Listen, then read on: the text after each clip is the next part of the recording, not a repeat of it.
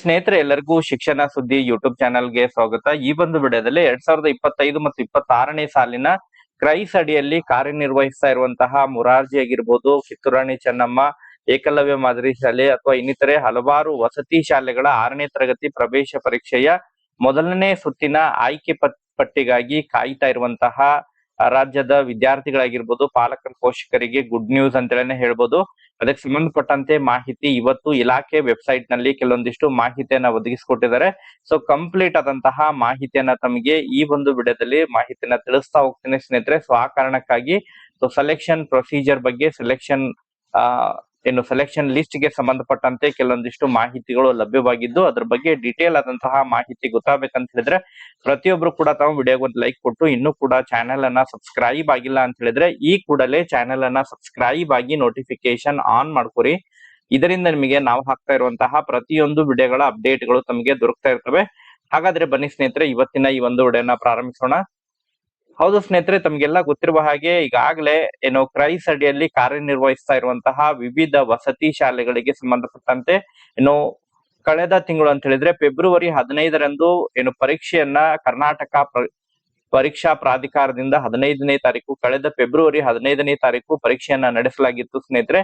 So ಆ ಒಂದು ಹಿನ್ನೆಲೆಯಲ್ಲಿ 7ನೇ ತಾರೀಕು, ಇದೇ ತಿಂಗಳು 7ನೇ ತಾರೀಕಿಗೆ ಒಂದು ತಾತ್ಕಾಲಿಕ ಅಂಕಪಟ್ಟಿಯನ್ನ ಪ್ರಕಟಣೆ ಮಾಡಿದ್ರು. ತಾತ್ಕಾಲಿಕ ಅಂಕಪಟ್ಟಿಯಲ್ಲಿ ಮಗು ಎಷ್ಟು ಅಂಕಗಳನ್ನ ಪಡೆದಿದ್ದಾರೆ ಎಂಬುದರ ಬಗ್ಗೆ ವೆಬ್ಸೈಟ್ ನಲ್ಲಿ ಜಿಲ್ಲಾವಾರು ತಾತ್ಕಾಲಿಕ ಅಂಕಪಟ್ಟಿಯನ್ನ ಈಗಾಗಲೇ ರಿಲೀಸ್ ಮಾಡಿದ್ರು ಸ್ನೇಹಿತರೆ. ಅದರ ಜೊತೆಗೆ ಆ ರಿಲೀಸ್ ಮಾಡಿದಂತ ತಕ್ಷಣ ಮತ್ತೆ ಸುಮಾರು 13ನೇ ತಾರೀಕಿನವರೆಗೆ, ಇದೇ ತಿಂಗಳು 13ನೇ ತಾರೀಕಿನವರೆಗೆ ಏನಾದ್ರೂ ಆಕ್ಷೇಪಣೆಗಳಿದ್ರೆ ಆಕ್ಷೇಪಣೆಗಳನ್ನ ಕೂಡ ಸಲ್ಲಿಸಲಿಕ್ಕೆ ಅವಕಾಶವನ್ನ ಕೂಡ ಕರ್ನಾಟಕ ಎಕ್ಸಾಮಿನೇಷನ್ ಅಥಾರಿಟಿ ವತಿಯಿಂದ ಆಕ್ಷೇಪಣೆಯನ್ನ ಕೂಡ ಸಲ್ಲಿಸಲಿಕ್ಕೆ ಅರ್ಜಿಗಳನ್ನ ಕೂಡ ಕರೆದಿದ್ರು. ಈಗಾಗಲೇ ಆಕ್ಷೇಪಣೆಯ ದಿನಾಂಕನೂ ಕೂಡ ಕಂಪ್ಲೀಟ್ ಆಗಿದೆ. ಅದ್ರ ಜೊತೆಗೆ ಇವತ್ತು ಕೂಡ ಅಂತಿಮವಾದಂತಹ ಅಂಕಗಳನ್ನ ಈಗ ಇಲಾಖೆ ವೆಬ್ಸೈಟ್ ನಲ್ಲಿ ಪ್ರಕಟಣೆ ಮಾಡಿದರೆ ಸ್ನೇಹಿತರೆ.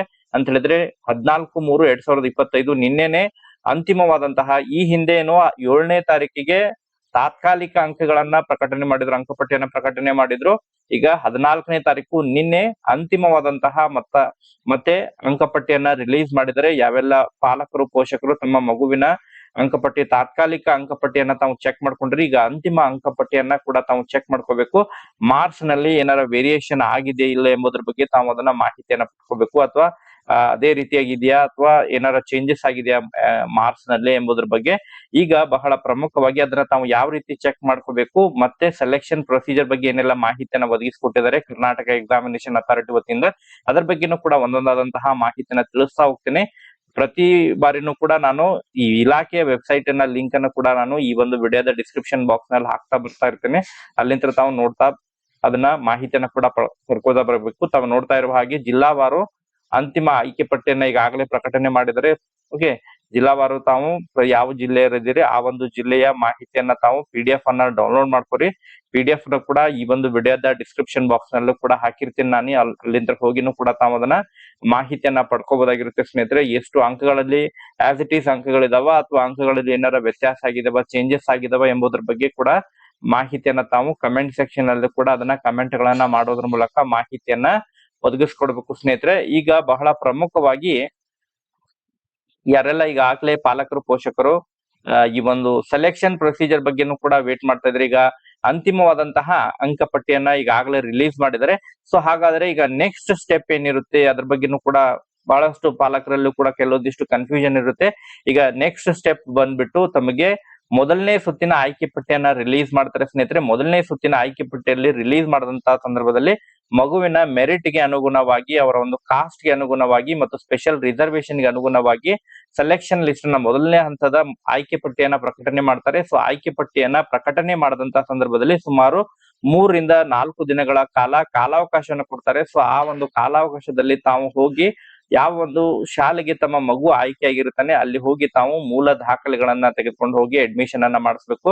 ಸೊ ಮಗುವಿನ SATS ನಂಬರ್, ಮಗುವಿನ ಫೋಟೋ, ಆಧಾರ್ ಕಾರ್ಡ್ ಮತ್ತು ಜಾತಿ ಮತ್ತು ಆದಾಯ ಪ್ರಮಾಣ ಪತ್ರ, ಸೊ ಇವೆಲ್ಲ ದಾಖಲೆಗಳನ್ನ ಮತ್ತೆ ಸ್ಟಾಂಪ್ ಪೇಪರ್ ಕೂಡ 100 ರೂಪಾಯಿ ಸ್ಟಾಂಪ್ ಪೇಪರ್ ಅನ್ನ ತೆಗೆದುಕೊಂಡು ಹೋಗಿ ಫಸ್ಟ್ ಪಾರ್ಟಿಯಲ್ಲಿ ತಮ್ಮ ಮಗುವಿನ ಹೆಸರನ್ನ ಹಾಕಿ, 2ನೇ ಪಾರ್ಟಿಯಲ್ಲಿ ಆಯಾ ಶಾಲೆಯ ಹೆಸರನ್ನ ಹಾಕ್ಬೇಕಾಗುತ್ತೆ. ಅದ್ರ ಬಗ್ಗೆ ತಾವು ಹೆಚ್ಚಿನ ಮಾಹಿತಿಯನ್ನು ಕೂಡ ಆಯಾ ಒಂದು ಸ್ಕೂಲ್ಗೆ ಹೋಗಿ ಕೂಡ ಪ್ರಿನ್ಸಿಪಲ್ಗೆ ಭೇಟಿಯಾಗಿ ಕೂಡ ಮಾಹಿತಿಯನ್ನ ಪಡ್ಕೋಬಹುದು. ಸೊ ಬೇಸಿಕ್ ಆಗಿ ತಮಗೆ ಮಾಹಿತಿಯನ್ನ ತಿಳಿಸ್ತಾ ಇದ್ದೇನೆ. ಈಗ ಬಹಳ ಪ್ರಮುಖವಾಗಿ ಸೆಲೆಕ್ಷನ್ ಲಿಸ್ಟ್ ಅನ್ನ ಯಾವಾಗ ಪ್ರಕಟಣೆ ಮಾಡ್ತಾರೆ, ಮೊದಲನೇ ಸುತ್ತಿನ ಆಯ್ಕೆ ಪಟ್ಟಿಯನ್ನ ಯಾವಾಗ ಪ್ರಕಟಣೆ ಮಾಡ್ತಾರೆ ಎಂಬುದರ ಬಗ್ಗೆನೂ ಕೂಡ ಮಾಹಿತಿಯನ್ನ ಒದಗಿಸಿಕೊಟ್ಟಿದ್ದಾರೆ ಕರ್ನಾಟಕ ಎಕ್ಸಾಮಿನೇಷನ್ ಅಥಾರಿಟಿ ವತಿಯಿಂದ. ಸೊ ಅದ್ರ ಬಗ್ಗೆನೂ ಕೂಡ ತಮಗೆ ಮಾಹಿತಿಯನ್ನ ತಿಳಿಸ್ತಾ ಹೋಗ್ತೇನೆ ಸ್ನೇಹಿತರೆ. ಈಗಾಗಲೇ ಏನು ಮೊದಲನೇ ಸುತ್ತಿನ ಆಯ್ಕೆ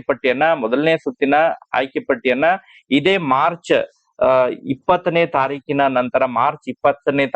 ನಂತರ ಮೊದಲನೇ ಸುತ್ತಿನ ಆಯ್ಕೆ ಪಟ್ಟಿ ಪ್ರಕಟಣೆ ಆಗಲಿದೆ ಅಂತ ಹೇಳಿದ್ರೆ ಮಾರ್ಚ್ ಕೊನೆಯ ವಾರದಲ್ಲಿ ತಮಗೆ ಈಗ ಇನ್ನು ಒಂದು ವಾರ ಬಿಟ್ಟು ನೆಕ್ಸ್ಟ್ ವಾರದಲ್ಲಿ ಅಥವಾ ಇನ್ನು ಒಂದು 15 ದಿನಗಳ ಒಳಗಾಗಿ ನಿಮಗೆ ಮಾರ್ಚ್ 20ರ ನಂತರ ಮೊದಲನೇ ಸುತ್ತಿನ ಆಯ್ಕೆ ಪಟ್ಟಿಯನ್ನ ಪ್ರಕಟಣೆ ಮಾಡ್ತಾರೆ. ಸೊ ಆ ಪ್ರಕಟಣೆ ಮಾಡಿದಂತ ಸಂದರ್ಭದಲ್ಲಿ ಮತ್ತೊಂದು ವಿಡಿಯೋ ಮಾಡೋದ್ರ ಮೂಲಕನೂ ಕೂಡ ತಮಗೆ ಇನ್ಫಾರ್ಮೇಶನ್ ಅನ್ನ ಪ್ರೊವೈಡ್ ಮಾಡ್ತಾ ಇರ್ತೇನೆ. ಸೊ ಈಗ ಅಂತಿಮ ಆಯ್ಕೆ ಪಟ್ಟಿಯನ್ನ ಪ್ರಕಟಣೆ ಮಾಡಿದರೆ ಜಿಲ್ಲಾವಾರು ಅಂತಿಮ ಆಯ್ಕೆ ಪಟ್ಟಿಯನ್ನು ಕೂಡ ನಾನು ಆ ಒಂದು ಲಿಂಕ್ ಅನ್ನ ಕೂಡ ಕೊಟ್ಟಿರ್ತೇನೆ. ಅಲ್ಲಿಂದ ಹೋಗಿ ತಾವು ಜಿಲ್ಲಾವಾರು ಅಂತಿಮ ಆಯ್ಕೆ ಪಟ್ಟಿಯನ್ನ ಕೂಡ ತಾವು ಡೌನ್ಲೋಡ್ ಮಾಡ್ಕೋಬಹುದಾಗಿರುತ್ತೆ. ಸೊ ಇದು ಜಿಲ್ಲಾವಾರು ಅಂತಿಮ ಆಯ್ಕೆ ಪಟ್ಟಿ ಇದಾವೆ.